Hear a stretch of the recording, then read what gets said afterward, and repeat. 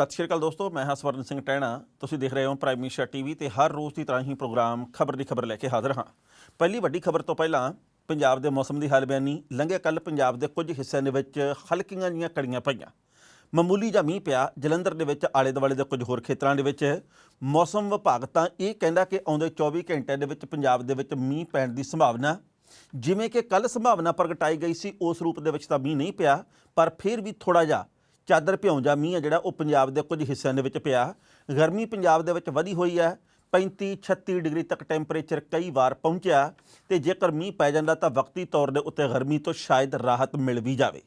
ਜਿਹੜੀ ਪਹਿਲੀ ਵੱਡੀ ਖਬਰ ਹੈ ਉਹ ਹੈਗੀ ਆ ਹਰਿਆਣੇ ਦੇ ਉਪ ਮੁੱਖ ਮੰਤਰੀ ਦੇ ਵੱਲੋਂ ਕਿਸਾਨਾਂ ਨੂੰ ਦਿੱਤੀ ਗਈ ਚੇਤਾਵਨੀ ਨਾਲ ਸੰਬੰਧਿਤ। ਪਰ ਉਸ ਤੋਂ ਪਹਿਲਾਂ ਇੱਕ ਬੇਹੱਦ ਦੁਖਦਾਈ ਜਾਣਕਾਰੀ ਸਾਂਝੀ ਕਰਨੀ ਬਣਦੀ ਹੈ। ਗੁਰਨਾਮ ਗਾਮਾ ਦਾ ਨਾਂ ਗੀਤਕਾਰੀ ਦੇ ਖੇਤਰ ਦੇ ਵਿੱਚ ਬਹੁਤ ਉੱਚਾ ਰਿਹਾ। ਪਿਛਲੇ ਵਰੇ ਗੁਰਨਾਮ ਗਾਮਾ ਦੀ ਮੌਤ ਹੋ ਗਈ। ਗੁਰਨਾਮ ਗਾਮਾ ਨੇ ਕਮਾਲ ਦੇ ਗੀਤ ਲਿਖੇ, ਜਿਹਦੇ ਵਿੱਚੋਂ ਬਲਕਾਰ ਸਿੱਧੂ ਦਾ ਗੀਤ ਇੰਨਾ ਤੈਨੂੰ ਪਿਆਰ ਕਰਾਂ ਤੇ ਹੋਰ ਬਹੁਤ ਸਾਰੇ ਕਮਾਲ ਦੇ ਗੀਤ ਆ। ਗੁਰਨਾਮ ਗਾਮੇ ਨੂੰ ਕਾਲਾ ਪੀਲੀਆ ਹੋ ਗਿਆ ਸੀ, ਬਚਾਇਆ ਜਾ ਨਹੀਂ ਸਕਿਆ। ਪਰ ਗੁਰਨਾਮ ਗਾਮਾ ਤੇ ਉਹਦਾ ਛੋਟਾ ਭਰਾ ਸ਼ਹਿਬਾਜ਼ ਦੋਵਾਂ ਨੇ ਗੀਤਕਾਰੀ ਦੇ ਖੇਤਰ ਦੇ ਵਿੱਚ ਕਮਾਲਾਂ ਕੀਤੀਆਂ। ਲੱਛੇਦਾਰ ਸ਼ਬਦਾਵਲੀ ਸਾਹਿਤਕਤਾ ਡੁੱਲ ਡੁੱਲ ਕੇ ਪੈਂਦੀ ਹੈ। ਦੁੱਖ ਇਸ ਗੱਲ ਦਾ ਹੋਇਆ, ਬੇਹੱਦ ਦੁੱਖ ਇਸ ਗੱਲ ਦਾ ਹੋਇਆ ਕਿ ਲੰਘੇ ਕੱਲ ਸ਼ਹਿਬਾਜ਼ ਦੀ ਵੀ ਸੜਕ ਹਾਦਸੇ ਦੇ ਵਿੱਚ ਮੌਤ ਹੋ ਗਈ ਹੈ। ਪਹਿਲਾਂ ਵੱਡਾ ਭਰਾ ਗਿਆ, ਲੰਘੇ ਕੱਲ ਸ਼ਹਿਬਾਜ਼ ਦੀ ਮੌਤ ਹੋ ਗਈ ਹੈ। ਆਮ ਤੌਰ ਦੇ ਉੱਤੇ ਗੀਤਕਾਰ ਦਾ ਨਾਂ ਕਈ ਵਾਰ ਸੁਣਨ ਵਾਲਿਆਂ ਦੇ ਚੇਤੇ ਦੇ ਵਿੱਚੋਂ ਵਿਸਰ ਜਾਂਦਾ, ਕਿਉਂਕਿ ਗੀਤ ਦੇ ਬੋਲ ਬਹੁਤੀ ਵਾਰ ਚੇਤੇ ਰਹਿ ਜਾਂਦੇ ਆ, ਪਰ ਲਿਖਿਆ ਕਿਨੇ ਆ ਇਹ ਸਾਡੀ ਜ਼ਿਹਨ ਦੇ ਵਿੱਚੋਂ ਵਿਸਰ ਜਾਂਦਾ, ਕਿਉਂਕਿ ਗੀਤਕਾਰ ਦਾ ਨਾਂ ਛੋਟਾ ਜਿਹਾ ਹੁੰਦਾ ਇੱਕ ਥਾਂ ਦੇ ਉੱਤੇ, ਜਾਂ ਕੈਸਟ ਦੇ ਪਿਛਲੇ ਪਾਸੇ ਆਮ ਤੌਰ 'ਤੇ ਫੋਟੋ ਨਿੱਕੀ ਜਿਹੀ ਲੱਗੀ ਹੁੰਦੀ ਸੀ। ਸ਼ਹਿਬਾਜ਼ ਨੇ ਵੀ ਦਰਜਨਾਂ ਸੁਪਰ ਡੁਪਰ ਹਿੱਟ ਗੀਤ ਆ ਜਿਹੜੇ ਉਹ ਸੰਗੀਤ ਪ੍ਰੇਮੀਆਂ ਦੀ ਝੋਲੀ ਦੇ ਵਿੱਚ ਪਾਏ ਆ। ਨਛੱਤਰ ਗਿੱਲ ਦਾ ਗੀਤ ਨੈਣ ਨੈਣਾ ਨਾ ਮਿਲਾ ਲਈ ਭੇਦ ਖੁੱਲ੍ਹ ਜੂਗਾ ਸਾਰਾ, ਇਹ ਸ਼ਹਿਬਾਜ਼ ਦਾ ਲਿਖਿਆ ਹੋਇਆ। ਇੰਦਰਜੀਤ ਨਿੱਕੂ ਦੇ ਵੱਲੋਂ ਗਾਇਆ ਗਿਆ ਗੀਤ ਮੈਂ ਤਾਜ ਬਣਾਵਾਂ ਕਿਹਦੇ ਲਈ ਮੇਰੀ ਮੁਮਤਾਜ ਬੇਵਫਾਏ, ਸ਼ਹਿਬਾਜ਼ ਦਾ ਲਿਖਿਆ ਹੋਇਆ। ਹੋਰ ਬਹੁਤ ਸਾਰੇ ਗੀਤ ਸ਼ਹਿਬਾਜ਼ ਦੇ ਲਿਖੇ ਹੋਏ, ਪਰ ਕੁਦਰਤ ਦਾ ਕਹਿਰ, ਨਿੱਕੇ ਨਿਆਣੇ ਜਿਹੜੇ ਉਹ ਰੋਲਣ ਵਾਲੀ ਗੱਲ ਹੈ। ਸ਼ਹਿਬਾਜ਼ ਦੇ ਸਿਰ ਦੇ ਉੱਤੇ ਜਿਸ ਤਰੀਕੇ ਨਾਲ ਪਰਿਵਾਰਕ ਜ਼ਿੰਮੇਵਾਰੀ ਆਈ ਸੀ ਵੱਡੇ ਭਰਾ ਦੇ ਤੁਰ ਜਾਣ ਤੋਂ ਬਾਅਦ, ਤੇ ਹੁਣ ਟੱਬਰ ਟੁੱਟ ਗਿਆ। ਉਹਨਾਂ ਦੇ ਟੁੱਟਣ ਦੇ ਅਹਿਸਾਸ ਨੂੰ ਅਸੀਂ ਸਮਝ ਸਕਦੇ ਹਾਂ, ਟੁੱਟਣ ਦੇ ਦੁੱਖ ਨੂੰ ਅਸੀਂ ਸਮਝ ਸਕਦੇ ਹਾਂ, ਕਿਉਂਕਿ ਮੋਟਰਸਾਈਕਲ ਦੇ ਉੱਤੇ ਪੱਖੋ ਕੈਂਚੀਆਂ ਦੇ ਕੋਲੇ ਜਾ ਰਿਹਾ ਸੀ ਬਰਨਾਲੇ ਸ਼ਾਇਦ ਦਵਾਈ ਲੈਣ ਦੇ ਲਈ, ਪਰ ਇੱਕ ਨਿੱਜੀ ਕੰਪਨੀ ਦੀ ਬੱਸ ਦੇ ਵੱਲੋਂ ਬਹੁਤ ਹੀ ਜ਼ਬਰਦਸਤ ਟੱਕਰ ਮਾਰੀ ਗਈ ਹੈ, ਜਿਹਦੇ ਕਰਕੇ ਸ਼ਹਿਬਾਜ਼ ਦੀ ਮੌਤ ਹੋ ਗਈ ਹੈ। ਸੋ ਕੀ ਕਹੀਏ ਕੁਦਰਤ ਨੂੰ, ਕਿਹਨੂੰ ਉਲਾਂਭਾ ਦੇਈਏ, ਕਿਉਂਕਿ ਕਲਾਵਾਨ ਤਾਂ ਦੋਨੋਂ ਭਰਾ ਸੀ ਹੀ, ਬਹੁਤ ਵੱਡੇ ਗੀਤਕਾਰ ਸੀ ਪੰਜਾਬ ਦੇ, ਪਰ ਗੱਲ ਇਹ ਆ ਵੀ ਹਾਲਾਤ ਨੇ ਝੰਮਤੇ। ਬਹੁਤ ਸਾਰੀਆਂ ਗੱਲਾਂ ਇਹੋ ਜਿਹੀਆਂ ਹੋਈਆਂ। ਅਸੀਂ ਚੱਜ ਦਾ ਵਿਚਾਰ ਪ੍ਰੋਗਰਾਮ ਦੇ ਵਿੱਚ ਕੁਝ ਕੁ ਸਮਾਂ ਪਹਿਲਾਂ ਦੋਵੇਂ ਭਰਾਵਾਂ ਦੇ ਨਾਲ ਇੰਟਰਵਿਊ ਵੀ ਕੀਤੀ ਸੀ। ਉਹਦੇ ਵਿੱਚ ਦੋਵਾਂ ਨੇ ਕਈ ਤਰ੍ਹਾਂ ਦੀ ਦਰਦ ਕਹਾਣੀ ਤੇ ਕਈ ਤਰ੍ਹਾਂ ਦੇ ਤਜਰਬੇ ਸਾਂਝੇ ਕੀਤੇ ਸੀ। ਸੋ ਸ਼ਹਿਬਾਜ਼ ਦੇ ਤੁਰ ਜਾਣ ਦਾ ਸਾਨੂੰ ਬੇਹੱਦ ਦੁੱਖ ਹੈ। ਇਹੋ ਜਿਹੇ ਗੀਤਕਾਰ ਵਾਰ-ਵਾਰ ਨਹੀਂ ਪੈਦਾ ਹੁੰਦੇ ਜਿਨ੍ਹਾਂ ਦੇ ਗੀਤਾਂ ਦੇ ਵਿੱਚੋਂ ਮੁਹੱਬਤ ਹੋਵੇ, ਜਿਨ੍ਹਾਂ ਦੇ ਗੀਤਾਂ ਦੇ ਵਿੱਚੋਂ ਸਾਹਿਤਕਤਾ ਵੀ ਡੁੱਲ ਡੁੱਲ ਕੇ ਪੈਂਦੀ ਹੋਵੇ। ਸੋ ਸ਼ਹਿਬਾਜ਼ ਬੇਸ਼ੱਕ ਚਲਾ ਗਿਆ, ਪਰ ਉਹਦੇ ਗੀਤ ਜਿਉਂਦੇ ਰਹਿਣਗੇ, ਉਹਦੀਆਂ ਲਿਖਤਾਂ ਜਿਉਂਦੇ ਰਹਿਣਗੀਆਂ।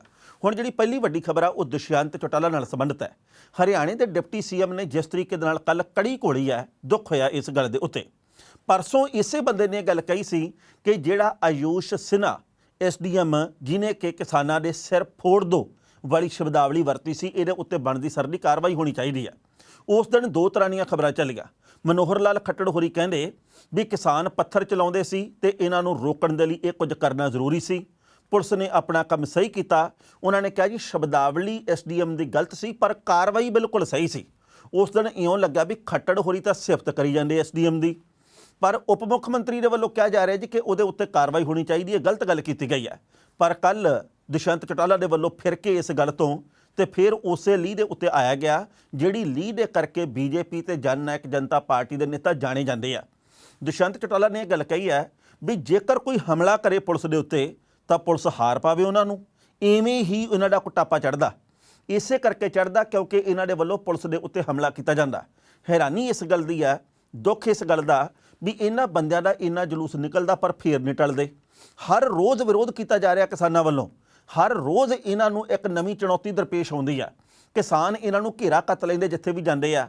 ਹੈਲੀਕਾਪਟਰ ਧਰਤੀ ਦੇ ਉੱਤੇ ਨਹੀਂ ਉਤਰਨ ਦਿੰਦੇ, ਪਰ ਫਿਰ ਵੀ ਕਹਿੰਦੇ ਕਿਸਾਨ ਗਲਤ ਹੈ, ਹਮ ਅੱਛੇ हैं, हमारे सूबे के तो किसान ही नहीं है, ये तो पंजाब के किसान है, ये तो भड़काए हुए किसान है, ये तो कैप्टन के भेजे किसान है। तो हुण रहिंदी खुंदी कसर जखना पट्टण वाली है जिहड़ी वो दुष्यंत चौटाला ने कढ़ी आपदी सोच दी। उन्हें दो टोकी गल कहती भी ये तो भाई इसे लायक ही है, इवें ही होना सी ਕਿਉਂਕਿ ਸਾਡੇ ਕੋਲੇ ਵੀਡੀਓ ਆ ਗਈਆਂ ਵੀ ਪੁਲਿਸ ਦੇ ਉੱਤੇ ਪੱਥਰ ਕਿਵੇਂ ਸੁੱਟੇ ਜਾ ਰਹੇ ਆ। ਹੁਣ ਇਹ ਵੀ ਕਹਿ ਦਿਓ ਵੀ ਭਾਈ ਐਸਡੀਐਮ ਆਯੂਸ਼ ਸਿਨਹਾ ਦੇ ਵੀ ਪੱਥਰ ਵੱਜ ਰਹੇ ਸੀ, ਇਸੇ ਕਰਕੇ ਉਹਨੇ ਸਿਰ ਫੋੜਨ ਦੀ ਗੱਲ ਕਰਤੀ ਸੀ, ਸਿਰ ਭੰਨਣ ਦੀ ਗੱਲ ਕਰਤੀ ਸੀ। ਦੁੱਖ ਹੁੰਦਾ ਇਹਨਾਂ ਗੱਲਾਂ ਦੇ ਉੱਤੇ। ਕਿਸਾਨ ਕਹਿੰਦੇ ਕੋਈ ਗੱਲ ਨਹੀਂ, ਚੋਣਾਂ ਆਉਣ ਦਿਓ, ਪੰਜੀਰਾ ਪਾਉਣ ਦਿਖਾਵਾਂਗੇ। ਵੈਸੇ ਹਰਿਆਣੇ ਦੀ ਸਰਕਾਰ ਨੂੰ 6 ਸਤੰਬਰ ਤੱਕ ਦਾ ਅਲਟੀਮੇਟਮ ਦਿੱਤਾ ਹੋਇਆ ਕਿ 4 ਮੰਗਾਂ ਨੇ ਸਾਡੀਆਂ, ਪ੍ਰਵਾਨ ਕਰੋ, ਨਹੀਂ ਤਾਂ 7 ਤਰੀਕ ਨੂੰ ਅਸੀਂ ਜਲੂਸ ਬਹੁਤ ਵੱਡੇ ਪੱਧਰ ਤੇ ਕੱਢਾਂਗੇ। ਪਹਿਲਾਂ ਇਸ ਰਿਪੋਰਟ ਦਾ ਵੇਰਵਾ ਤੇ ਫਿਰ ਕਰਾਂਗੇ ਟਿੱਪਣੀ। ਹਰਿਆਣਾ ਦੇ ਡਿਪਟੀ ਸੀਐਮ ਦੁਸ਼ਯੰਤ ਚੌਟਾਲਾ ਨੇ ਕਰਨਾਲ ਦੇ ਕਿਸਾਨਾਂ ਤੇ ਲਾਠੀਚਾਰਜ ਦੀ ਘਟਨਾ ਦੇ ਉੱਤੇ ਕਿਹਾ ਕਿ ਜੇਕਰ ਕੋਈ ਤੁਹਾਡੇ ਉੱਤੇ ਹਮਲੇ ਦੀ ਕੋਸ਼ਿਸ਼ ਕਰਦਾ ਹੈ ਤਾਂ ਤੁਸੀਂ ਉਹਦਾ ਹਾਰ ਪਾ ਕੇ ਸਵਾਗਤ ਨਹੀਂ ਕਰੋਗੇ। ਚੌਟਾਲਾ ਨੇ ਕਿਹਾ ਕਿ ਪੁਲਿਸ ਨੂੰ ਲਾਠੀਚਾਰਜ ਕਰਨਾ ਪਿਆ। ਚੌਟਾਲਾ ਨੇ ਕਿਹਾ ਕਿ ਪੁਲਿਸ ਦੇ ਉੱਤੇ ਹਮਲੇ ਦਾ ਵੀਡੀਓ ਸਾਹਮਣੇ ਆ ਗਿਆ। ਜੇਕਰ ਕੋਈ ਤੁਹਾਡੇ ਤੇ ਹਮਲਾ ਕਰਨ ਦੀ ਕੋਸ਼ਿਸ਼ ਕਰਦਾ ਤਾਂ ਤੁਸੀਂ ਉਸ ਦਾ ਸਵਾਗਤ ਮਾਲਾ ਪਾ ਕੇ ਨਹੀਂ ਕਰੋਗੇ, ਲਾਠੀਚਾਰਜ ਕਰਨਾ ਹੀ ਪਿਆ। ਪੁਲਿਸ ਦਾ ਕੰਮ ਕਾਨੂੰਨ ਵਿਵਸਥਾ ਬਣਾਈ ਰੱਖਣਾ। ਅਸੀਂ 9 ਮਹੀਨੇ ਇਹ ਪੱਕਾ ਕੀਤਾ ਕਿ ਜ਼ਿਆਦਾ ਬਲ ਦੀ ਵਰਤੋਂ ਨਾ ਕੀਤੀ ਜਾਵੇ। ਉਹਨਾਂ ਨੇ ਕਿਹਾ ਕਿ ਜੇ ਇਰਾਦਾ ਅਰਾਜਕਤਾ ਪੈਦਾ ਕਰਨਾ ਤਾਂ ਇਹ ਵੱਖਰੀ ਗੱਲ ਹੈ, ਪਰ ਜੇ ਇਰਾਦਾ ਕਿਸਾਨਾਂ ਤੇ ਕਿਸਾਨਾਂ ਦੇ ਕਾਨੂੰਨਾਂ ਵਾਸਤੇ ਕੰਮ ਕਰਨਾ ਤਾਂ ਉਹਦੇ ਲਈ ਨਿਯਮਤ ਅੰਤਰਾਲਾਂ ਯਾਨੀ ਕਿ ਕਲੌਜ਼ ਵਾਈਜ਼ ਗੱਲ ਕਰਨੀ ਚਾਹੀਦੀ ਹੈ। ਉਹ 40 ਲੋਕ ਹਨ ਕਿੱਥੇ ਜਿਨ੍ਹਾਂ ਨੇ MSP ਤੇ ਬਾਜ਼ਾਰ ਨਹੀਂ ਰਹਿਣਗੇ ਤੇ ਜ਼ਮੀਨਾਂ ਦੇ ਉੱਤੇ ਕਬਜ਼ਾ ਕਰ ਲਿਆ ਜਾਵੇਗਾ, ਇਸ ਗੱਲ ਦਾ ਰੌਲਾ ਪਾਇਆ।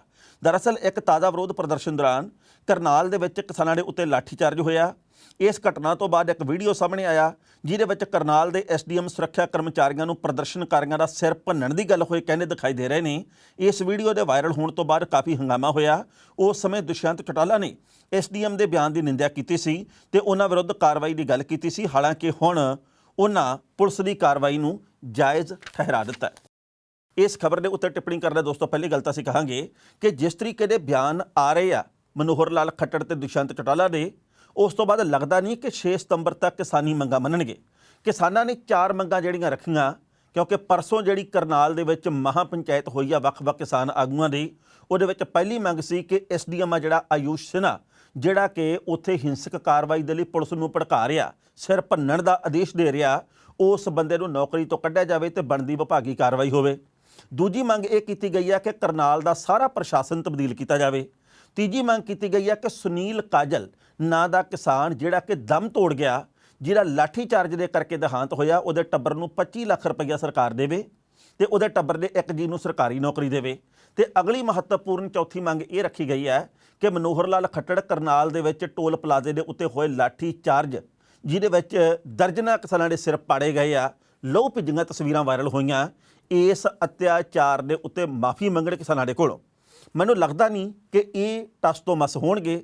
ਮੈਨੂੰ ਨਿੱਜੀ ਤੌਰ ਤੇ ਨਹੀਂ ਜਾਪਦਾ ਕਿ ਸਰਕਾਰ ਮੰਗਾਂ ਮੰਨੂ, ਕਿਉਂਕਿ ਜੇਕਰ ਮੰਗਾਂ ਮੰਨਣ ਦੇ ਰੌਂ ਦੇ ਵਿੱਚ ਹੁੰਦੀ ਸਰਕਾਰ ਤਾਂ ਫਿਰ ਉਹਨਾਂ ਨੇ ਇਹ ਗੱਲ ਨਹੀਂ ਸੀ ਕਹਿਣੀ ਵੀ ਭਾਈ ਜੇਕਰ ਤੁਸੀਂ ਆਹ ਕਰਦੇ ਹੋ ਤਾਂ ਫਿਰ ਤੁਹਾਡੇ ਡਾਂਗ ਤਾਂ ਫਿਰਨੀ ਚਾਹੀਦੀ ਹੈ, ਜੇਕਰ ਤੁਸੀਂ ਇਉਂ ਕਰੋਗੇ ਫਿਰ ਤੁਹਾਡੇ ਮਾਲਾ ਪਾਈਏ। ਯਾਨੀ ਕਿ ਇਸ ਤੋਂ ਪਹਿਲਾਂ ਖੱਟੜ ਹੋਰੀ ਵੀ ਕਹਿ ਚੁੱਕੇ ਇਹੀ ਗੱਲ, ਤੇ ਹੁਣ ਉਸੇ ਗੱਲ ਦੇ ਉੱਤੇ ਜਿਹੜੀ ਉਹ ਰਿਪੀਟ ਦੇ ਉੱਤੇ ਗੱਲ ਲਾਈ ਹੈਗੀ ਆ ਦੁਸ਼ਯੰਤ ਚੌਟਾਲਾ ਹੋਰਾਂ ਨੇ। ਮੈਂ ਇਸ ਗੱਲ ਦੇ ਉੱਤੇ ਹੈਰਾਨ ਆ ਕਿ ਕੀ SDM ਦੇ ਕੋਈ ਪੱਥਰ ਮਾਰ ਰਿਹਾ ਸੀ, ਕੀ ਉਹਦੇ ਵੱਲ ਕੋਈ ਕਈ ਲੈ ਕੇ ਭੱਜਿਆ ਸੀ, ਕੀ ਉਹਦੇ ਵੱਲ ਕੋਈ ਕਿਸਾਨ ਡਾਂਗ ਲੈ ਕੇ ਭੱਜਿਆ ਸੀ?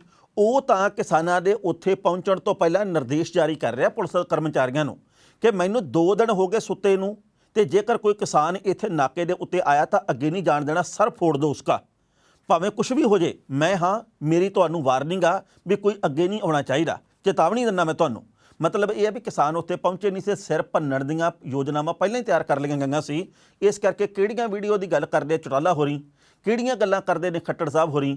ਸੋ ਮੈਨੂੰ ਤਾਂ ਇਸ ਗੱਲ ਦੇ ਉੱਤੇ ਹੈਰਾਨੀ ਹੁੰਦੀ ਹੈ ਕਿ ਖੱਟੜ ਹੋਰੀ ਇਹ ਕਹੀ ਜਾਂਦੇ ਆ ਕਿ ਇਹ ਪੰਜਾਬ ਦੇ ਕਿਸਾਨ ਹੀ ਹਰਿਆਣੇ ਦੇ ਵਿੱਚ ਮਾਹੌਲ ਖਰਾਬ ਕਰ ਰਹੇ ਆ। 85% ਪੰਜਾਬ ਦੇ ਕਿਸਾਨ ਬਾਰਡਰਾਂ ਦੇ ਉੱਤੇ ਬੈਠੇ ਆ, ਸਾਡੇ ਸੂਬੇ ਦੇ ਕਿਸਾਨ ਤਾਂ ਖੁਸ਼ਹਾਲ ਹੀ ਬਾਲੇ ਆ। ਪਰ ਜਦ ਕਿ ਦੂਜਾ ਇਹਦਾ ਤਰਕ ਇਹ ਹੈ, ਇਹਦਾ ਪੱਖ ਇਹ ਹੈ ਵੀ ਹਰਿਆਣੇ ਦੇ ਕਿਸਾਨ ਹੈਲੀਕਾਪਟਰ ਨਹੀਂ ਉਤਰਨ ਦੇ ਖੱਟੜ ਦਾ। ਜਿੱਥੇ ਵੀ ਇਹ ਜਾਂਦੇ ਆ ਉੱਥੇ ਘੇਰਾ ਪਾਉਂਦੇ ਹਰਿਆਣੇ ਦੇ ਕਿਸਾਨ। ਹਰਿਆਣੇ ਦੇ ਵਿੱਚ ਚੜੂਨੀ ਦੀ ਜਥੇਬੰਦੀ ਤੇ ਹੋਰ ਬਹੁਤ ਸਾਰੀਆਂ ਜਥੇਬੰਦੀਆਂ ਨੇ ਨਾਸੀ ਧੂੰਆਂ ਲਿਆਂਦਾ ਹੋਇਆ BJP ਦੇ ਆਗੂਆਂ ਦੇ, ਪਰ ਇਹ ਮੰਨ ਕੇ ਫੇਰ ਵੀ ਨਹੀਂ ਰਾਜ਼ੀ। ਇਹਨਾਂ ਦੇ ਕੰਨ ਦੇ ਉੱਤੇ ਜੂੰ ਫੇਰ ਨਹੀਂ ਸਰਕਦੀ। ਹੁਣ ਤਾਂ ਸੋਚਣ ਵਾਲੀ ਗੱਲ ਇਹ ਆ ਵੀ ਕੱਲ ਨੂੰ ਕਿਤੇ ਖੱਟੜ ਹੋਰੀ ਇਹ ਨਾ ਕਹਿ ਰਹੇ ਨੇ ਕਿ ਗੁਰਨਾਮ ਸਿੰਘ ਚੜੂਨੀ ਪੱਖੋ ਕੈਂਚੀਆਂ ਦੇ ਰਹਿਣ ਵਾਲੇ ਆ, ਜਾਂ ਇਹ ਕਿਸੇ ਪੰਜਾਬ ਦੇ ਹੋਰ ਖੁਣ ਸ਼ਹਿਰ ਦੇ ਪਿੰਡ ਦੇ ਰਹਿਣ ਵਾਲੇ ਆ। ਸੋ ਇਹਨਾਂ ਲੋਕਾਂ ਦੇ ਵੱਲੋਂ ਆਪਣੀਆਂ ਜ਼ਿੰਮੇਵਾਰੀਆਂ ਤੋਂ ਪੱਲਾ ਝਾੜਿਆ ਜਾ ਰਿਹਾ। ਪਰ ਜਿਵੇਂ ਜਿਵੇਂ ਇਹ ਲੋਕ ਅਤਿਆਚਾਰ ਕਰ ਰਹੇ ਆ ਜਾਂ ਕਰਵਾ ਰਹੇ ਆ, ਜਿਵੇਂ ਕਿਸਾਨਾਂ ਦੇ ਹੱਕ ਦੇ ਵਿੱਚ ਭੁਗਤਣ ਦੀ ਥਾਂ ਦੇ ਉੱਤੇ ਗਲਤ ਅਨਸਰਾਂ ਦੇ ਹੱਕ ਦੇ ਵਿੱਚ ਭੁਗਤ ਰਹੇ ਆ, ਕਿਸਾਨਾਂ ਦੇ ਵਿੱਚ ਗੁੱਸੇ ਦੀ ਲਹਿਰ ਉਵੇਂ ਪ੍ਰਚੰਡ ਹੋ ਰਹੀ ਆ। ਲੰਘੇ ਕੱਲ੍ਹ ਮਨਜੀਤ ਸਿੰਘ ਰਾਏ ਜਿਹੜੇ ਕਿ ਕਿਸਾਨ ਆਗੂ ਆ, ਉਹਨਾਂ ਨੇ ਇੱਕ ਮਹੱਤਵਪੂਰਨ ਬਿਆਨ ਦਿੱਤਾ। ਉਹ ਕਹਿੰਦੇ ਵੀ ਅਸੀਂ ਇਸ ਗੱਲ ਨੂੰ ਮੰਨਦੇ ਹਾਂ ਕਿ ਕਿਸਾਨ ਅੰਦੋਲਨ ਦੇ ਵਿੱਚ ਕੁਝ ਕੁ ਅਰਾਜਕ ਲੋਕਾਂ ਨੇ ਘੁਸਪੈਠ ਕਰ ਲਈ ਹੈ। ਕੁਝ ਕੁ ਗਲਤ ਲੋਕ ਇਸ ਅੰਦੋਲਨ ਦੇ ਵਿੱਚ, ਸਾਡੇ ਅੰਦੋਲਨ ਦੇ ਵਿੱਚ ਵੜ ਗਏ ਆ। ਕਿਉਂਕਿ ਜੇ ਅੱਜ ਕਾਂਗਰਸ ਦੇ ਨੇਤਾ ਦਾ ਘਿਰਾਓ ਹੁੰਦਾ ਤਾਂ ਇਹ ਜ਼ਰੂਰੀ ਨਹੀਂ ਕਿ ਕਿਸਾਨ ਹੀ ਘੇਰਦੇ ਹੋਣ। ਹੋ ਸਕਦਾ ਕਿਸਾਨਾਂ ਦੇ ਭੇਸ ਦੇ ਵਿੱਚ ਅਕਾਲੀ ਦਲ ਦੇ ਵੱਲੋਂ ਜਾਂ ਹੋਰ ਪਾਰਟੀਆਂ ਦੇ ਵੱਲੋਂ ਬੰਦੇ ਖੜੇ ਕਰਕੇ ਕਿਹਾ ਜਾਵੇ ਕਿ ਇਹ ਤਾਂ ਜੀ ਕਿਸਾਨ ਕਰ ਰਹੇ ਆ। ਅਕਾਲੀ ਦਲ ਦੇ ਨੇਤਾਵਾਂ ਦਾ ਘਿਰਾਓ ਹੁੰਦਾ ਤਾਂ ਹੋ ਸਕਦਾ ਵੀ ਕਾਂਗਰਸ ਦੇ ਵੱਲੋਂ ਇਹ ਕਰਵਾਇਆ ਜਾਂਦਾ ਹੋਵੇ, ਇਹ ਕਹਿ ਕੇ ਵੀ ਕਿਸਾਨ ਤੁਹਾਨੂੰ ਘੇਰਾ ਪਾਉਂਦੇ ਆ। ਉਹਨਾਂ ਨੇ ਕਿਹਾ ਜੀ ਕਿ ਪੰਜਾਬ ਦੇ ਵਿੱਚ ਬੀਜੇਪੀ ਦਾ ਵੱਧ ਤੋਂ ਵੱਧ ਘਿਰਾਓ ਕਰੋ ਤੇ ਬਾਕੀ ਪਾਰਟੀਆਂ ਦਾ ਘਿਰਾਓ ਕਰਨ ਦੀ ਥਾਂ ਦੇ ਉੱਤੇ ਦਿੱਲੀ ਦੇ ਮੋਰਚਿਆਂ ਨੂੰ ਮਜ਼ਬੂਤ ਕਰੀਏ ਆਪਾਂ, ਕਿਉਂਕਿ ਜੇਕਰ ਦਿੱਲੀ ਦੇ ਮੋਰਚੇ ਸੁੰਨੇ ਰਹਿ ਗਏ ਤਾਂ ਆਪਣੇ ਹਿੱਸੇ ਦੇ ਵਿੱਚ ਪ੍ਰਾਪਤੀ ਨਹੀਂ ਆਉਣੀ। ਤੇ ਮੈਨੂੰ ਨਿੱਜੀ ਤੌਰ ਤੇ ਜਾਪਦਾ ਕਿ ਮਨਜੀਤ ਸਿੰਘ ਰਾਏ ਦੀਆਂ ਗੱਲਾਂ ਸਹੀ ਵੀ ਆ, ਕਿਉਂਕਿ ਇਸ ਵਕਤ ਲੋੜ ਇਸ ਗੱਲ ਦੀ ਆ ਕਿ ਅਸੀਂ ਚਾਲਾਂ ਨੂੰ ਵੀ ਪਛਾਣੀਏ ਜਿਹੜੀਆਂ ਕਿ ਵੱਖ-ਵੱਖ ਰਾਜਨੀਤਿਕ ਪਾਰਟੀਆਂ ਚੱਲ ਰਹੀਆਂ। ਕਿਸੇ ਦੇ ਕੋਲੇ ਕਾਰਡ ਤਾਂ ਨਹੀਂ, ਕਿਸਾਨ ਦੀ ਪਛਾਣ ਉਹਦੀ ਕਿਰਤ ਆ, ਕਿਸਾਨ ਦੀ ਪਛਾਣ ਉਹਦੀ ਜ਼ਮੀਨ ਆ, ਉਹਦੀ ਮਿਹਨਤ ਆ, ਉਹਦੀ ਮੁਸ਼ੱਕਤ ਆ। ਤੇ ਇਹਨਾਂ ਲੋਕਾਂ ਦਾ ਕੋਈ ਪਤਾ ਨਹੀਂ ਕਿ ਕਿਸਾਨੀ ਦੇ ਭੇਸ ਦੇ ਵਿੱਚ ਕਿਹਦਾ ਵਿਰੋਧ ਕਰਵਾ ਕੇ ਤੇ ਕਿਸਾਨੀ ਅੰਦੋਲਨ ਨੂੰ ਵੀ ਬਦਨਾਮ ਕਰਵਾ ਦੇਣ ਜਾਂ ਕਰਵਾਈ ਜਾਂਦੇ ਹੋਣ। ਸੋ ਲੋੜ ਇਸ ਵਕਤ ਇਸ ਗੱਲ ਦੀ ਹੈ ਕਿ ਬਾਰਡਰਾਂ ਨੂੰ ਮਜ਼ਬੂਤ ਵੀ ਕੀਤਾ ਜਾਵੇ। ਤੇ 5 ਤਰੀਕ ਨੂੰ ਜੋ ਯੂਪੀ ਦੇ ਵਿੱਚ ਬਹੁਤ ਵੱਡੀ ਕਿਸਾਨ ਰੈਲੀ ਰੱਖੀ ਗਈ ਹੈ, ਉਹਨੇ ਵੀ ਕਹਿੰਦੇ ਵੀ ਲੱਖਾਂ ਦਾ ਇਕੱਠ ਉਹਦੇ ਵਿੱਚ ਹੋਣਾ ਤੇ ਇੱਕ ਰਿਕਾਰਡ ਤੋੜ ਇਕੱਠ ਹੋਣਾ। ਟਕੈਤ ਦੇ ਵੱਲੋਂ ਤੇ ਪੰਜਾਬ ਦੀਆਂ ਸਾਰੀਆਂ ਕਿਸਾਨ ਜਥੇਬੰਦੀਆਂ ਦੇ ਆਗੂਆਂ ਦੇ ਵੱਲੋਂ, ਰਾਜੇਵਾਲ ਦੇ ਵੱਲੋਂ, ਉਗਰਾਹਾਂ ਦੇ ਵੱਲੋਂ, ਉਧਰ ਚੜੂਨੀ ਦੇ ਵੱਲੋਂ, ਹੋਰ ਨੇਤਾਵਾਂ ਦੇ ਵੱਲੋਂ ਇਹ ਗੱਲ ਕਹੀ ਗਈ ਹੈ ਵੀ ਇਸ ਇਕੱਠ ਨੇ ਯੋਗੀ ਤੇ ਮੋਦੀ ਦੀ ਸਰਕਾਰ ਦਾ ਭੁਲੇਖਾ ਕੱਢ ਕੇ ਰੱਖ ਦੇਣਾ। ਕੁਝ ਕੁ ਹਫ਼ਤੇ ਪਹਿਲਾਂ ਇੱਕ ਖਬਰ ਬਹੁਤ ਵੱਡੇ ਪੱਧਰ ਤੇ ਵਾਇਰਲ ਹੋਈ ਸੀ। ਉਹ ਖਬਰ ਸੀ ਲਵਪ੍ਰੀਤ ਸਿੰਘ ਦੀ ਖੁਦਕੁਸ਼ੀ ਦੇ ਮਾਮਲੇ ਨਾਲ ਜੁੜੀ ਹੋਈ। ਬਰਨਾਲੇ ਦੇ ਇੱਕ ਪਿੰਡ ਦਾ ਰਹਿਣ ਵਾਲਾ ਨੌਜਵਾਨ ਲਵਪ੍ਰੀਤ ਸਿੰਘ, ਜਿਹਦੀ ਕੰਟਰੈਕਟ ਮੈਰਿਜ ਹੋਈ, ਜਿਵੇਂ ਕਿ ਖਬਰਾਂ ਆਈਆਂ। ਬਾਅਦ ਦੇ ਵਿੱਚ ਖਬਰਾਂ ਆਈਆਂ ਕਿ ਕੰਟਰੈਕਟ ਨਹੀਂ, ਇਹ ਪੱਕੇ ਤੌਰ ਦੇ ਉੱਤੇ ਵਿਆਹ ਕੀਤਾ ਗਿਆ ਸੀ। ਲਵਪ੍ਰੀਤ ਦੇ ਟੱਬਰ ਨੇ ਖਰਚਾ ਕੀਤਾ, ਜਿਵੇਂ ਕਿ ਅੱਜ ਕੱਲ੍ਹ ਪੰਜਾਬ ਦੇ ਵਿੱਚ ਕਈ ਥਾਵਾਂ ਤੇ ਚੱਲਦਾ ਵੀ ਹੈ। ਬੇਅੰਤ ਕੌਰ ਨੂੰ ਕੈਨੇਡਾ ਦੇ ਵਿੱਚ ਭੇਜਿਆ। ਬੇਅੰਤ ਕੌਰ ਦੇ ਵੱਲੋਂ ਜਾ ਕੇ ਗੱਲ ਘਟਾ ਦਿੱਤੀ ਗਈ ਜਾਂ ਨਹੀਂ ਕੀਤੀ ਗਈ, ਜਿਹੋ ਜਿਹੀਆਂ ਖਬਰਾਂ ਆਈਆਂ। ਪਰ ਬਾਅਦ ਦੇ ਵਿੱਚ ਲਵਪ੍ਰੀਤ ਦੇ ਵੱਲੋਂ ਖੁਦਕੁਸ਼ੀ ਕਰ ਲਈ ਗਈ ਤੇ ਸੋਸ਼ਲ ਮੀਡੀਆ ਦੇ ਵਿੱਚ ਇਹ ਮੁੱਦਾ ਬਹੁਤ ਵੱਡੇ ਪੱਧਰ ਤੇ ਉੱਠਿਆ। ਇਹ ਮੁੱਦਾ ਜਸਟਿਨ ਟਰੂਡੋ ਤੱਕ ਵੀ ਪਹੁੰਚਿਆ। ਇਹ ਮੁੱਦਾ ਮਹਿਲਾ ਕਮਿਸ਼ਨ ਦੀ ਚੇਅਰਪਰਸਨ ਹੈ ਜਿਹੜੇ ਉਹ ਪੰਜਾਬ ਦੇ ਮਨੀਸ਼ਾ ਗੁਲਾਟੀ, ਉਹਨਾਂ ਤੱਕ ਵੀ ਪਹੁੰਚਿਆ। ਇਹ ਮੁੱਦਾ ਪੰਜਾਬ ਦੇ ਰਾਜਨੀਤਿਕ ਗਲਿਆਰਿਆਂ ਦੇ ਵਿੱਚ ਵੀ ਗੂੰਜਿਆ। ਮੈਨੂੰ ਚੇਤੇ ਆ ਰਿਹਾ ਉਹ ਦਿਨ ਜਦੋਂ ਮਨੀਸ਼ਾ ਗੁਲਾਟੀ ਆਏ ਲਵਪ੍ਰੀਤ ਦੇ ਟੱਬਰ ਦੇ ਪਰਿਵਾਰਕ ਜੀਆਂ ਦੇ ਨਾਲ ਦੁੱਖ ਦਾ ਇਜ਼ਹਾਰ ਕਰਨ ਦੇ ਲਈ। ਦਰਜਨਾਂ ਨਹੀਂ, ਸੈਂਕੜਿਆਂ ਦੀ ਗਿਣਤੀ ਦੇ ਵਿੱਚ ਨੌਜਵਾਨ ਉੱਥੇ ਪਹੁੰਚੇ, ਜਿਨ੍ਹਾਂ ਨੇ ਡਾਕੂਮੈਂਟ ਦਿਖਾਏ, ਦਸਤਾਵੇਜ਼ ਦਿਖਾਏ ਵੀ ਸਾਡਾ ਵਿਆਹ ਇੰਨੀ ਤਰੀਕ ਨੂੰ ਇਸ ਵਰੇ ਦੇ ਵਿੱਚ ਹੋਇਆ ਸੀ ਤੇ ਇੰਨਾ ਪੈਸਾ ਲਾ ਕੇ ਅਸੀਂ ਫਲਾਣੀ ਕੁੜੀ ਨੂੰ ਬਾਹਰ ਭੇਜਿਆ, ਅਸੀਂ ਉਹਦੇ ਨਾਲ ਕੰਟਰੈਕਟ ਮੈਰਿਜ ਕੀਤੀ, ਪਰ ਬਾਹਰ ਜਾ ਕੇ ਉਹਨੇ ਫੋਨ ਚੁੱਕਣਾ ਬੰਦ ਕਰਤਾ ਜਾਂ ਉਹਨੇ ਕਿਸੇ ਹੋਰ ਦੇ ਨਾਲ ਰਿਸ਼ਤਾ ਗੰਢ ਲਿਆ ਜਾਂ ਹੋਰ ਬਹੁਤ ਕੁਝ ਹੋਇਆ। ਪਰ ਇਹੋ ਜਿਹੀਆਂ ਖਬਰਾਂ ਦੱਸਦੀਆਂ ਕਿ ਪੰਜਾਬ ਦੇ ਵਿੱਚ ਵਿਆਹਾਂ ਦਾ ਕਿਵੇਂ ਧੰਦਾ ਬਣ ਗਿਆ। ਇਹ ਨਹੀਂ ਗੱਲ ਕਹਿੰਦੇ ਵੀ ਭਾਈ ਸਾਰੇ ਇੱਦਾਂ, ਪਰ ਇਹੋ ਜਿਹੀਆਂ ਖਬਰਾਂ ਜਦੋਂ ਆਉਂਦੀਆਂ ਤਾਂ ਮਨ ਦੇ ਵਿੱਚ ਕਈ ਤਰ੍ਹਾਂ ਦੇ ਸਵਾਲ ਤੇ ਸ਼ੰਕੇ ਪੈਦਾ ਹੁੰਦੇ ਆ। ਉਸ ਤੋਂ ਅਗਲੀ ਮਹੱਤਵਪੂਰਨ ਗੱਲ ਇਹ ਵੀ ਇਕੱਲੀਆਂ ਕੁੜੀਆਂ ਨਹੀਂ ਗਲਤ, ਮੁੰਡੇ ਇਸ ਤੋਂ ਪਹਿਲਾਂ ਗਲਤ ਰਹੇ ਆ। ਕਿਉਂਕਿ ਪਹਿਲਾਂ ਮੁੰਡਿਆਂ ਦੀਆਂ ਖਬਰਾਂ ਆਉਂਦੀਆਂ ਹੁੰਦੀਆਂ ਸੀ ਕਿ ਮੁੰਡਾ ਧੋਖਾ ਦੇ ਗਿਆ, ਉਹਨੇ ਵਿਆਹ ਕਰਵਾ ਕੇ ਕੁੜੀ ਇੱਥੇ ਛੱਡਤੀ, ਬਾਅਦ ਦੇ ਵਿੱਚ ਬਾਹਰ ਲੈ ਕੇ ਨਹੀਂ ਗਿਆ, ਉਹਨੇ ਬਾਹਰ ਲਿਜਾ ਕੇ ਕੁੜੀ ਦੇ ਨਾਲ ਧੋਖਾ ਕੀਤਾ, ਉਹਨੇ ਪੈਸੇ ਲੈ ਲਏ। ਕਈ ਵਾਰ ਇੱਦਾਂ ਦੀਆਂ ਖਬਰਾਂ ਆਉਂਦੀਆਂ ਸੀ। ਹੁਣ ਅਕਸਰ ਕੁੜੀਆਂ ਦੀਆਂ ਵੀ ਇੱਦਾਂ ਦੀਆਂ ਖਬਰਾਂ ਆਉਂਦੀਆਂ। ਸੱਚ ਵਿੱਚੋਂ ਕੀ ਆ, ਇਹ ਸਮੇਂ ਦੇ ਨਾਲ ਨਾਲ ਜਦੋਂ ਖਬਰਾਂ ਵਿੱਚੋਂ ਨਿਕਲ ਕੇ ਪਰਤ ਆਉਂਦੀਆਂ ਉਦੋਂ ਪਤਾ ਲੱਗਦਾ। ਪਰ ਲਵਪ੍ਰੀਤ ਕਾਂਡ ਦੇ ਵਿੱਚ ਇੱਕ ਨਵਾਂ ਮਾਮਲਾ ਸਾਹਮਣੇ ਆਇਆ, ਕਿਉਂਕਿ ਬੇਅੰਤ ਕੌਰ ਦੇ ਉੱਤੇ ਖੁਦਕੁਸ਼ੀ ਦੇ ਲਈ ਮਜਬੂਰ ਕਰਨ ਦਾ ਧਾਰਾ 306 ਦਾ ਪਰਚਾ ਦਰਜ ਹੋ ਗਿਆ। ਇਸ ਤੋਂ ਪਹਿਲਾਂ ਬੇਅੰਤ ਕੌਰ ਦੇ ਉੱਤੇ 420 ਯਾਨੀ ਕਿ ਧੋਖਾਧੜੀ ਦਾ ਪਰਚਾ ਦਰਜ ਹੋਇਆ ਸੀ। ਪਰ ਲਵਪ੍ਰੀਤ ਦੇ ਪਰਿਵਾਰਕ ਜੀਆਂ ਦੇ ਵੱਲੋਂ ਗੱਲ ਕਹੀ ਗਈ ਹੈ ਕਿ ਸਾਨੂੰ ਇਨਸਾਫ ਮੁਕੰਮਲ ਨਹੀਂ ਮਿਲਿਆ। ਟੱਬਰ ਦੇ ਜੀਆਂ ਦੇ ਉੱਤੇ, ਬੇਅੰਤ ਕੌਰ ਦੇ ਟੱਬਰ ਦੇ ਜੀਆਂ ਦੇ ਉੱਤੇ ਵੀ ਪਰਚਾ ਦਰਜ ਹੋਵੇ, ਮੰਗ ਰੱਖੀ ਉਹਨਾਂ ਨੇ। ਕਿਉਂਕਿ ਲੰਘੇ ਕੱਲ੍ਹ ਪੋਸਟਮਾਰਟਮ ਦੀ ਰਿਪੋਰਟ ਆ ਗਈ ਹੈ, ਉਹਦੇ ਰਾਹੀਂ ਇਹ ਜਾਣਕਾਰੀ ਖੁੱਲ੍ਹ ਕੇ ਸਾਹਮਣੇ ਆਈ ਹੈ ਕਿ ਉਹਨੇ ਖੁਦਕੁਸ਼ੀ ਕੀਤੀ ਸੀ ਜਾਂ ਡਰੱਗ ਦੇ ਕਰਕੇ, ਨਸ਼ੇ ਦੀ ਵਾਧੂ ਡੋਜ਼ ਦੇ ਕਰਕੇ ਉਹਦੀ ਮੌਤ ਹੋਈ ਸੀ ਲਵਪ੍ਰੀਤ ਦੀ। ਪਹਿਲਾਂ ਇਸ ਰਿਪੋਰਟ ਦਾ ਵੇਰਵਾ ਤੇ ਫਿਰ ਕਰਾਂਗੇ ਟਿੱਪਣੀ। ਲਵਪ੍ਰੀਤ ਸਿੰਘ ਦੀ ਖੁਦਕੁਸ਼ੀ ਮਾਮਲੇ ਵਿੱਚ ਉਸ ਦੀ ਪਤਨੀ ਬੇਅੰਤ ਕੌਰ ਦੀਆਂ ਮੁਸ਼ਕਲਾਂ ਲਗਾਤਾਰ ਵੱਧ ਰਹੀਆਂ ਨੇ। ਲਵਪ੍ਰੀਤ ਦੀ ਪਤਨੀ ਬੇਅੰਤ ਕੌਰ ਤੇ ਬਰਨਾਲਾ ਪੁਲਿਸ ਨੇ ਮਰਨ ਦੇ ਲਈ ਮਜਬੂਰ ਕਰਨ ਦੀ ਧਾਰਾ 306 ਦੇ ਤਹਿਤ ਪਰਚਾ ਦਰਜ ਕੀਤਾ। ਇਸ ਮਾਮਲੇ ਵਿੱਚ ਪਹਿਲਾਂ ਕੈਨੇਡਾ ਰਹਿੰਦੀ ਬੇਅੰਤ ਕੌਰ ਦੇ ਉੱਤੇ ਪੁਲਿਸ ਨੇ 420 ਯਾਨੀ ਕਿ ਠੱਗੀ ਦਾ ਪਰਚਾ ਦਰਜ ਕੀਤਾ ਸੀ ਤੇ ਹੁਣ ਧਾਰਾ 306 ਵੀ ਜੋੜ ਦਿੱਤੀ ਗਈ ਹੈ। ਬਰਨਾਲਾ ਪੁਲਿਸ ਦੇ ਡੀਐਸਪੀ ਵਿਸ਼ਵਜੀਤ ਸਿੰਘ ਨੇ ਕਿਹਾ ਕਿ ਲਵਪ੍ਰੀਤ ਦੀ ਪਤਨੀ ਬੇਅੰਤ ਕੌਰ ਤੇ ਪਹਿਲਾਂ 420 ਦਾ ਪਰਚਾ ਦਰਜ ਸੀ। ਲਵਪ੍ਰੀਤ ਦੇ ਪੋਸਟਮਾਰਟਮ ਤੋਂ ਬਾਅਦ ਵਿਸਰਾ ਰਿਪੋਰਟ ਆਉਣੀ ਅਜੇ ਬਾਕੀ ਸੀ, ਜੋ ਹੁਣ ਆ ਚੁੱਕੀ ਹੈ, ਜਿਹਦੇ ਆਧਾਰ ਦੇ ਉੱਤੇ ਪੁਲਿਸ ਨੇ ਮਰਨ ਦੇ ਲਈ ਮਜਬੂਰ ਕਰਨ ਦੀ ਧਾਰਾ 306 ਦਾ ਮਾਮਲਾ ਦਰਜ ਕਰ ਲਿਆ। ਇਸ ਮਾਮਲੇ ਨੂੰ ਲੈ ਕੇ ਬਰਨਾਲਾ ਪੁਲਿਸ ਨੇ ਇੱਕ SIT ਬਣਾਈ ਹੋਈ ਹੈ ਤੇ ਟੀਮ ਆਪਣੀ ਕਾਰਵਾਈ ਕਰ ਰਹੀ ਹੈ। ਅਗਲੀ ਕਾਰਵਾਈ ਜਾਂਚ ਦੇ ਆਧਾਰ ਤੇ ਕੀਤੀ ਜਾਵੇਗੀ। ਲਵਪ੍ਰੀਤ ਉਰਫ ਲਾਡੀ ਦਾ ਪਰਿਵਾਰ ਲਗਾਤਾਰ ਮੰਗ ਕਰ ਰਿਹਾ ਸੀ ਕਿ ਬੇਅੰਤ ਕੌਰ ਦੇ ਉੱਤੇ ਗੰਭੀਰ ਧਾਰਾਵਾਂ ਤਹਿਤ ਪਰਚਾ ਦਰਜ ਕੀਤਾ ਜਾਵੇ, ਪਰ ਪੁਲਿਸ ਨੇ ਪਰਿਵਾਰ ਦੇ ਧਰਨੇ ਤੋਂ ਬਾਅਦ 420 ਤਹਿਤ ਕੇਸ ਦਰਜ ਕੀਤਾ ਸੀ। ਲਵਪ੍ਰੀਤ ਦੇ ਮਾਪਿਆਂ ਦਾ ਕਹਿਣਾ ਕਿ ਬੇਅੰਤ ਦਾ ਪਰਿਵਾਰ ਵੀ ਇਸ ਮਾਮਲੇ ਵਿੱਚ ਉਨਾ ਹੀ ਦੋਸ਼ੀ ਹੈ ਜਿੰਨੀ ਬੇਅੰਤ, ਇਸ ਲਈ ਉਸ ਦੇ ਮਾਤਾ-ਪਿਤਾ ਉੱਤੇ ਵੀ ਪਰਚਾ ਦਰਜ ਹੋਣਾ ਚਾਹੀਦਾ। ਜ਼ਿਕਰਯੋਗ ਹੈ ਕਿ ਲਵਪ੍ਰੀਤ ਨਾਲ ਵਿਆਹ ਤੋਂ 10 ਦਿਨ ਬਾਅਦ ਬੇਅੰਤ ਕੈਨੇਡਾ ਚਲੀ ਗਈ ਸੀ। ਸਾਰਾ ਖਰਚਾ ਲਵਪ੍ਰੀਤ ਦੇ ਟੱਬਰ ਨੇ ਕੀਤਾ। ਲਵਪ੍ਰੀਤ ਨੂੰ ਵੀ ਕੈਨੇਡਾ ਲਿਜਾਣ ਦੀ ਗੱਲ ਹੋਈ ਸੀ, ਪਰ 2 ਸਾਲ ਦੇ ਵਿੱਚ ਇਹੋ ਜਿਹਾ ਨਹੀਂ ਹੋ ਸਕਿਆ ਤੇ ਬਾਅਦ ਦੇ ਵਿੱਚ ਲਵਪ੍ਰੀਤ ਨੇ ਖੁਦਕੁਸ਼ੀ ਕਰ ਲਈ ਸੀ, ਜਿਵੇਂ ਕਿ ਰਿਪੋਰਟਾਂ ਸਾਹਮਣੇ ਆਈਆਂ। ਇਸ ਖਬਰ ਦੇ ਉੱਤੇ ਟਿੱਪਣੀ ਕਰਨ ਦਾ ਦੋਸਤੋ ਪਹਿਲੀ ਗੱਲ ਤਾਂ ਅਸੀਂ ਕਹਾਂਗੇ, ਬੇਅੰਤ ਕੌਰ ਦੇ ਉੱਤੇ ਧਾਰਾ 306 ਦੇ ਤਹਿਤ ਪਰਚਾ ਦਰਜ ਹੋਣ ਤੋਂ ਬਾਅਦ ਸਵਾਲ ਨਵੇਂ ਉੱਠੇ ਆ ਕਿ ਕੀ ਬੇਅੰਤ ਕੌਰ ਕੈਨੇਡਾ ਵੱਲੋਂ ਡਿਪੋਰਟ ਕਰ ਦਿੱਤੀ ਜਾਵੇਗੀ। ਹਾਲਾਂਕਿ ਅਸੀਂ ਇਸ ਮਾਮਲੇ ਦੇ ਉੱਤੇ ਕੋਈ ਟਿੱਪਣੀ ਨਹੀਂ ਕਰ ਸਕਦੇ, ਇਹ ਕਾਨੂੰਨੀ ਮਾਹਰਾਂ ਦਾ ਕੰਮ ਆ। ਇਹ ਜਿਹੜੇ ਵੀ ਇਮੀਗ੍ਰੇਸ਼ਨ ਦੇ ਨਾਲ ਜੁੜੇ ਹੋਏ ਕਾਨੂੰਨੀ ਮਾਹਰ ਹੈ, ਇਹਦੇ ਬਾਬਤ ਉਹ ਵਧੇਰੇ ਜਾਣਕਾਰੀ ਦੇ ਸਕਦੇ ਆ। ਇੱਥੇ ਬੈਠ ਕੇ ਟਿੱਪਣੀ ਕਰਨ ਦਾ ਇਸ ਮਾਮਲੇ ਦੇ ਉੱਤੇ ਕੋਈ ਤਲਕ ਨਹੀਂ ਬਣਦਾ, ਕੋਈ ਤੁਕ ਨਹੀਂ ਬਣਦੀ। ਪਰ ਦੂਜੀ ਗੱਲ ਇਹ ਹੈ ਕਿ ਇਸ ਵਕਤ ਜਦੋਂ ਇਹ ਗੱਲ ਕਹੀ ਜਾ ਰਹੀ ਸੀ ਕੁਝ ਕੁ ਲੋਕਾਂ ਦੇ ਵੱਲੋਂ ਕਿ ਲਵਪ੍ਰੀਤ ਨੇ ਤਾਂ ਜੀ ਡਰੱਗ ਦੇ ਆਦੀ ਹੋਣ ਕਰਕੇ ਉਹਦੀ ਮੌਤ ਹੋਈ ਹੈ, ਲਵਪ੍ਰੀਤ ਨੇ ਖੁਦਕੁਸ਼ੀ ਨਹੀਂ ਕੀਤੀ, ਓਵਰਡੋਜ਼ ਦੇ ਕਰਕੇ ਉਹਦੀ ਮੌਤ ਹੋ ਗਈ ਹੈ। ਬਹੁਤ ਸਾਰੇ ਲੋਕਾਂ ਦਾ ਕਹਿਣਾ ਸੀ ਵੀ ਭਾਈ ਬੇਅੰਤ ਕੌਰ ਨੂੰ ਬਦਨਾਮ ਕੀਤਾ ਜਾ ਰਿਹਾ। ਅਸੀਂ ਇਹ ਨਹੀਂ ਕਹਿੰਦੇ ਵੀ ਫਲਾਣੀ ਧਿਰ ਕਿਵੇਂ ਆ ਤੇ ਫਲਾਣੀ ਧਿਰ ਕਿਵੇਂ, ਵਿਚਾਰ ਸਭ ਦੇ ਆਪੋ ਆਪਣੇ ਆ। ਪਰ ਜਦੋਂ ਇਹ ਗੱਲਾਂ ਉੱਠ ਰਹੀਆਂ ਸੀ ਕਿ ਓਵਰਡੋਜ਼ ਦੇ ਕਰਕੇ ਲਵਪ੍ਰੀਤ ਦੀ ਮੌਤ ਹੋਈ ਹੈ, ਉਸ ਵਕਤ ਜਿਹੜੀ ਪੋਸਟਮਾਰਟਮ ਦੀ ਰਿਪੋਰਟ ਆਈ ਹੈ, ਇਸ ਰਿਪੋਰਟ ਦੇ ਵਿੱਚ ਜਿਸ ਤਰੀਕੇ ਨਾਲ ਗੱਲ ਕਹੀ ਗਈ ਹੈ ਵੀ ਜ਼ਹਿਰੀਲੀ ਚੀਜ਼ ਦੀ ਵਰਤੋਂ ਕਰਨ ਦੇ ਕਰਕੇ ਉਹਦੀ ਮੌਤ ਹੋਈ ਹੈ ਤੇ ਉਸ ਤੋਂ ਬਾਅਦ ਮਰਨ ਦੇ ਲਈ ਮਜਬੂਰ ਕਰਨ ਦਾ ਕੇਸ ਆ ਜਿਹੜਾ ਉਹ ਦਰਜ ਕੀਤਾ ਗਿਆ ਲਵਪ੍ਰੀਤ ਦੀ ਪਤਨੀ ਬੇਅੰਤ ਕੌਰ ਦੇ ਉੱਤੇ। ਇਸ ਮਾਮਲੇ ਨੇ ਇੱਕ ਨਵਾਂ ਮੋੜ ਕੱਟਿਆ। ਹੁਣ ਮਾਮਲਾ ਇਹ ਕਿੱਥੇ ਜੇ ਪਹੁੰਚੂਗਾ, ਆਉਂਦੇ ਸਮੇਂ ਦੇ ਵਿੱਚ ਬੇਅੰਤ ਕੌਰ ਦੀਆਂ ਮੁਸ਼ਕਲਾਂ 'ਚ ਕਿੰਨਾ ਕੁ ਵਾਧਾ ਹੋਊਗਾ, ਕੀ ਲਵਪ੍ਰੀਤ ਦੇ ਪਰਿਵਾਰ ਨੂੰ ਇਨਸਾਫ ਮਿਲੂਗਾ, ਲੋਕਾਂ ਦੀ ਇਸ ਮਾਮਲੇ 'ਤੇ ਕੀ ਰਾਏ ਸਾਹਮਣੇ ਆਊਗੀ, ਇਹ ਆਉਣ ਵਾਲੇ ਵਕਤ ਨੇ ਬਿਆਨ ਕਰਨਾ। ਪਰ ਬਹੁਤ ਸਾਰੇ ਕੇਸ ਇਸ ਤੋਂ ਪਹਿਲਾਂ ਵੀ ਸਾਹਮਣੇ ਆਏ ਆ ਜਿਹਦੇ ਵਿੱਚ ਧੋਖਾਧੜੀ ਦੀਆਂ ਖਬਰਾਂ ਆਈਆਂ। ਇਹਦੇ ਵਿੱਚ ਮੁੰਡਿਆਂ ਨੇ ਵੀ ਧੋਖਾਧੜੀ ਕੀਤੀ ਹੈ, ਇਹਦੇ ਵਿੱਚ ਕੁੜੀਆਂ ਨੇ ਵੀ ਧੋਖਾਧੜੀ ਕੀਤੀ ਹੈ। ਜਦੋਂ ਤੋਂ ਵਿਦੇਸ਼ ਦੇ ਵਿੱਚ ਜਾਣ ਦੇ ਲਈ ਕੰਟਰੈਕਟ ਮੈਰਿਜ ਦਾ ਰੁਝਾਨ ਵਧਿਆ, ਉਸ ਵੇਲੇ ਤੋਂ ਲੈ ਕੇ ਲਗਾਤਾਰ ਇਹੋ ਜਿਹੀਆਂ ਖਬਰਾਂ ਵੀ ਸਾਹਮਣੇ ਆਉਂਦੀਆਂ।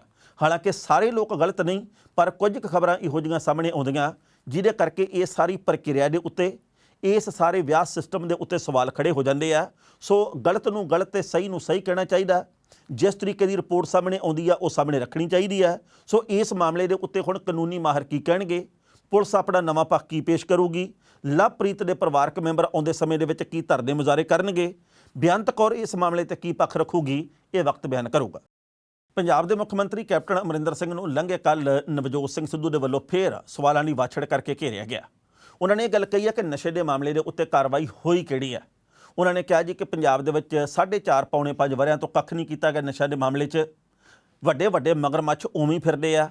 ਇਸ ਵਕਤ ਸੈਂਕੜੇ ਮਾਵਾਂ ਦੀਆਂ ਕੁੱਖਾਂ ਸੁੰਨੀਆਂ ਹੋ ਗਈਆਂ, ਘਰਾਂ ਦੇ ਵਿੱਚ ਸੱਥਰ ਵਿਛ ਗਏ। ਗੱਲ ਸਹੀ ਹੈ, ਇਹਦੇ ਵਿੱਚ ਕੋਈ ਦੋ ਰਾਇਆ ਨਹੀਂ ਕਿ ਪੰਜਾਬ ਦੇ ਵਿੱਚ ਇਵੇਂ ਹੀ ਹੋ ਰਿਹਾ।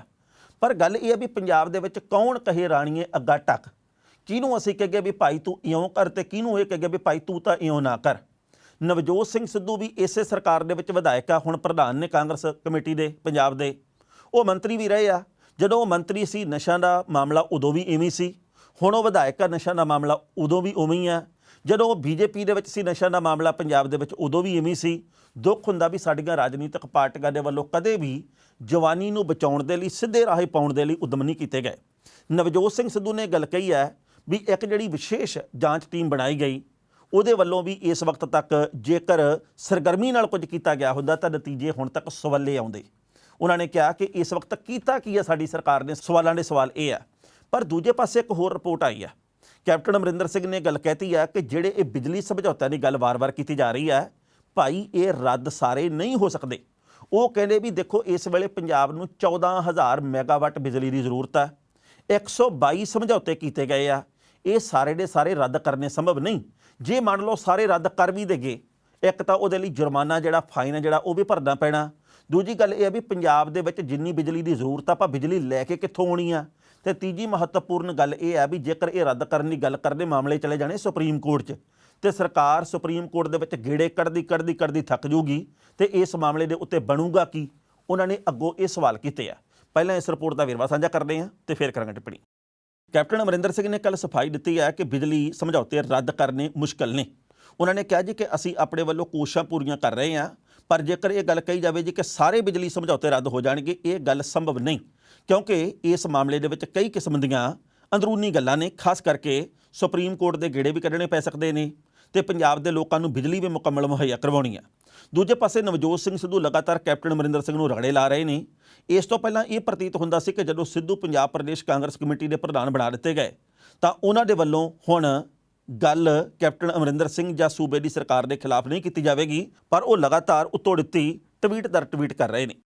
ਇਸ ਖਬਰ ਦੇ ਉੱਤੇ ਟਿੱਪਣੀ ਕਰਨ ਦੋਸਤੋ ਪਹਿਲੀ ਗੱਲ ਤਾਂ ਅਸੀਂ ਕਹਾਂਗੇ ਇਹ ਉਹ ਗੱਲਾਂ ਜਿਹੜੀਆਂ ਕੈਪਟਨ ਅਮਰਿੰਦਰ ਸਿੰਘ ਹੁਣ ਤਾਂ ਕਹਿੰਦੇ ਆ ਵੀ ਭਾਈ ਇਦਾਂ ਹੋ ਨਹੀਂ ਸਕਦਾ, ਪਰ ਇਹ ਗੱਲਾਂ ਉਦੋਂ ਕਿਉਂ ਨਾ ਕਹੀਆਂ ਜਦੋਂ 2017 ਦੇ ਵਿੱਚ ਵਿਧਾਨ ਸਭਾ ਦੀਆਂ ਚੋਣਾਂ ਹੋਣੀਆਂ ਸੀ। ਉਦੋਂ ਕਹਿੰਦੇ ਸੀ ਬਿਜਲੀ ਸਮਝੌਤੇ ਰੱਦ ਕਰ ਦਿਆਂਗੇ, ਪੰਜਾਬ ਦੇ ਲੋਕਾਂ ਨੂੰ ਸਸਤੀ ਬਿਜਲੀ ਦੇਵਾਂਗੇ। ਉਦੋਂ ਵੀ ਇਹ ਗੱਲ ਕਹਿੰਦੇ ਵੀ ਭਾਈ ਸੁਪਰੀਮ ਕੋਰਟ ਦੇ ਗੇੜੇ ਕੱਢਣੇ ਪੈਣੇ ਆ, ਪੰਜਾਬ ਦੇ ਲੋਕਾਂ ਨੂੰ ਬਿਜਲੀ ਕਿਵੇਂ ਦੇਵਾਂਗੇ, ਇਹ ਸਾਰੇ ਸਮਝੌਤੇ ਕਿਵੇਂ ਰੱਦ ਹੋ ਜਾਣਗੇ, ਇਹ ਸੰਭਵ ਹੀ ਨਹੀਂ ਹੈ। ਉਦੋਂ ਆਪਾਂ ਸ਼ਾਹ ਦੀ ਭਰਤੀ ਵੀ ਬੇਫਿਕਰ ਰਹੋ, ਹੁਣ ਆਪਾਂ ਮਜਬੂਰੀਆਂ ਗੜਾ ਰਹੇ ਹਾਂ ਤੇ ਲੋਕ ਕਿਹੜੇ ਪਾਸੇ ਜਾਣ, ਕਿਹੜੇ ਖੂਹ ਖਾਤੇ ਪੈਣ, ਸਵਾਲਾਂ ਦਾ ਉੱਤਰ ਇਹ ਕੋਈ ਨਹੀਂ ਦਿੰਦਾ। ਨਵਜੋਤ ਸਿੰਘ ਸਿੱਧੂ ਮੁੱਦੇ ਚੁੱਕ ਰਹੇ ਆ, ਕੈਪਟਨ ਅਮਰਿੰਦਰ ਸਿੰਘ ਮੁੱਦੇ ਹੱਲ ਨਹੀਂ ਕਰ ਰਹੇ। ਪੰਜਾਬ ਦੇ ਲੋਕਾਂ ਨੂੰ ਸਾਰੇ ਇੱਕੋ ਜਿਹੇ ਲੱਗਦੇ ਆ ਵੀ ਇੱਕ ਜਣਾ ਮੁੱਦੇ ਚੁੱਕ ਰਿਹਾ, ਦੂਜੇ ਜਣਾ ਮਿੱਟੀ ਪਾ ਰਿਹਾ ਤੇ ਸਾਡੇ ਮਸਲੇ ਤਾਂ ਉੱਡੇ ਦੇ ਉੱਡੇ ਆ, ਅਸੀਂ ਕਰੀਏ ਤਾਂ ਕੀ ਕਰੀਏ। ਹੁਣ ਇਹ ਗੱਲ ਕਹੀ ਜਾਂਦੀ ਕਿ ਅਗਲੀ ਸਰਕਾਰ ਦੇ ਮੌਕੇ ਕਮਾਲ ਕਰ ਦਿਆਂਗੇ। ਹੁਣ ਪੰਜਾਬ 'ਚ ਸਮਾਜਵਾਦੀ ਪਾਰਟੀ ਦੀ ਸਰਕਾਰ ਹੈ ਜਾਂ ਪੰਜਾਬ ਦੇ ਵਿੱਚ ਸ਼ਿਵ ਸੈਨਾ ਦੀ ਸਰਕਾਰ ਹੈ ਜਾਂ ਪੰਜਾਬ ਦੇ ਵਿੱਚ ਕਿਹੜੀ ਪਾਰਟੀ ਦੀ ਸਰਕਾਰ ਹੈ, ਇਹ ਆਪੇ ਦੱਸ ਦਿੱਤਾ ਜਾਵੇ। ਸੋ ਇਸ ਵਕਤ ਦੀ ਜਿਹੜੀ ਸਰਕਾਰ ਆ ਉਹਨੂੰ ਆਪਣੀਆਂ ਜ਼ਿੰਮੇਵਾਰੀਆਂ ਨਿਭਾਉਣੀਆਂ ਚਾਹੀਦੀਆਂ ਸਨ। ਮੈਂ ਤਾਂ ਕਹਿੰਦਾ 4.5 ਸਾਲ ਨਿਕਲ ਗਿਆ, ਹੁਣ ਪਤਾ ਨਹੀਂ ਕੀ ਕਰਨਾ ਕੀ ਨਹੀਂ ਕਰਨਾ। ਪੰਜਾਬ ਦੇ ਲੋਕ ਆਵਾਜ਼ਾਰ ਆ ਤੇ ਪੰਜਾਬ ਦੇ ਲੋਕਾਂ ਨੂੰ ਬੇਨਤੀ ਹੈ ਕਿ ਚੇਤੇ ਰੱਖਿਓ, ਜਿਹੜਾ ਤੁਹਾਨੂੰ ਨਹੀਂ ਪਛਾਣਦਾ, ਜਿਹੜਾ ਤੁਹਾਨੂੰ ਨਹੀਂ ਸਿਆਣਦਾ, ਉਹਨੂੰ ਜੇਕਰ ਤੁਸੀਂ ਚੇਤੇ ਮੌਕੇ ਤੇ ਨਾ ਰੱਖਿਆ ਤਾਂ ਹੁਣ ਵੀ ਰੌਲਾ ਪਾਏ ਦਾ ਕੋਈ ਫਾਇਦਾ ਨਹੀਂ। ਖਬਰਾਂ ਦੇ ਉੱਤੇ ਵਿਚਾਰ ਚਰਚਾ ਹੋਰ ਵੀ ਹੋ ਸਕਦੀ ਸੀ, ਪਰ ਜੋ ਵਕਤ ਦੀ ਘਾਟ ਹੈ ਇਹ ਰੁਕਣ ਦਾ ਇਸ਼ਾਰਾ ਕਰ ਰਹੀ ਹੈ। ਕੱਲ੍ਹ ਨੂੰ ਇਸੇ ਵੇਲੇ ਖਬਰ ਦੀ ਖਬਰ ਲੈ ਕੇ ਫਿਰ ਹਾਜ਼ਰ ਹੋਵਾਂਗੇ। ਉਦੋਂ ਤੱਕ ਲਈ ਆਗਿਆ ਦਿਓ। ਬਹੁਤ ਬਹੁਤ ਮਿਹਰਬਾਨੀ।